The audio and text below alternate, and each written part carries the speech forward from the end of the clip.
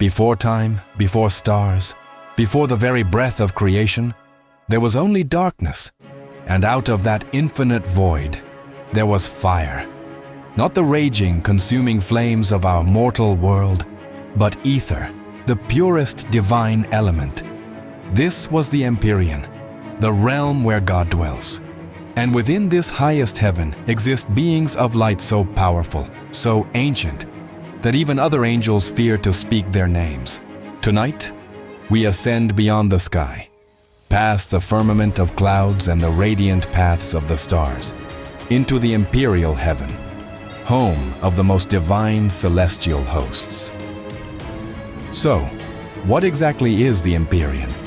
In ancient European cosmologies, heavily influenced by the Greek philosopher Aristotle, the universe was envisioned as a series of nested layers.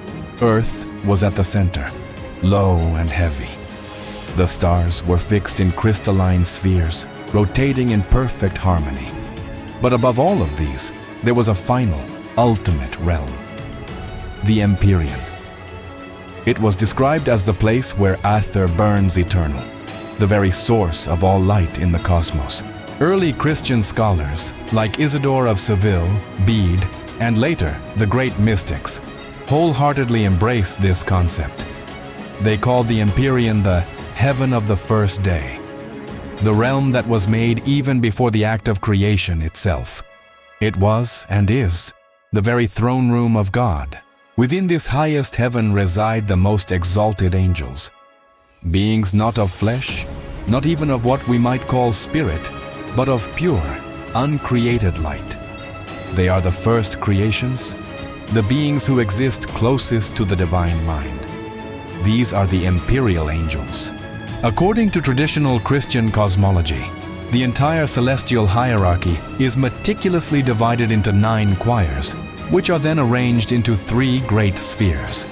The Empyrean is the exclusive home of the highest of these orders, the first sphere, composed of the angels who stand closest to God. At the very top of this hierarchy are the seraphim, whose name means the burning ones. They burn with such a pure, intense love of the divine that their fire would instantly annihilate any mortal who dared to behold them.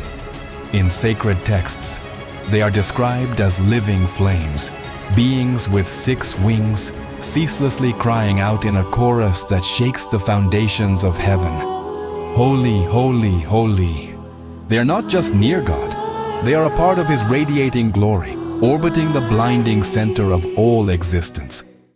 Next in the first sphere are the cherubim, the guardians of divine knowledge. Forget the chubby, baby-like figures from Renaissance art. These are not true depictions of these beings. The true cherubim are vast, awe-inspiring, and frankly terrifying intelligences. They are often depicted with eyes covering their wings, a symbol of their all-seeing nature. Watching over every realm of creation, they are the protectors of the deepest mysteries of the universe, the sentinels standing guard at the gates of Eden and at the very edge of divine wisdom. Finally, we have the thrones, often called the wheels of judgment. Imagine massive rotating wheels of light and fire, spinning like entire galaxies. These are wheels within wheels, covered entirely in eyes, moving in all directions at once without ever needing to turn. Their rims are said to glow like beryl stone, and from within them, lightning flashes and fire roars. These are not machines. They are alive.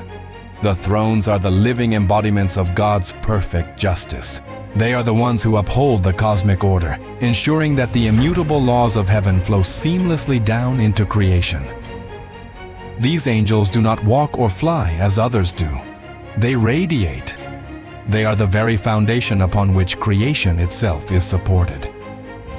One of the most vivid and breathtaking accounts of this realm comes from the Italian poet Dante Alighieri. At the climax of his epic poem, Paradiso, Dante finally enters the Empyrean. He describes it not as a place of structures or landscapes, but as an infinite rose formed of living light. Countless angels form the petals of this celestial flower, arranged in concentric rings, all singing in perfect harmony around the purest presence of God at its center. It's a vision of pure light, song, and divine order, a fire that does not burn, but illumines, a love that doesn't consume, but creates. So why can't we as humans ever see the Empyrean for ourselves? It is said that the angels of the lower heavens are the ones who descend to interact with humanity, precisely because we could never survive even a fleeting glimpse of the highest heaven. The light there is too real, too powerful. The sheer intensity of its truth and purity would fracture a mortal soul, much like a fragile glass shattering into a million pieces. Our very being is simply not constructed to withstand that level of reality.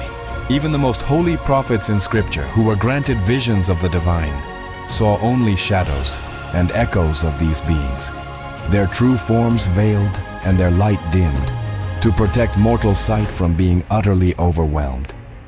Together, the seraphim, the cherubim, and the thrones form the inner court of the Empyrean. They are the closest beings to God's infinite light, the firstborn of existence. Some theologians even believe that before God spoke the words, "Let there be light," the Empyrean already existed, glowing with an uncreated light that is the source of all else. It is a place that exists outside of our concepts of time and space, the point where existence itself begins. This raises a profound and unsettling question. If Lucifer, the brightest of all angels, fell from heaven, from what height did he fall? What unimaginable power must be held by those angels who never left the throne? The hierarchy of heaven is vast and complex. In our next episode, we will explore the angels of the second sphere, the dominions, virtues, and powers. These are the celestial governors who guard the boundary between heaven and the darkness below, managing the cosmos and waging a silent war against chaos. Thank you for joining us on this journey. If you wish to uncover more of these ancient mysteries, be sure to subscribe and hit the notification bell so you do not miss our next step out of the darkness.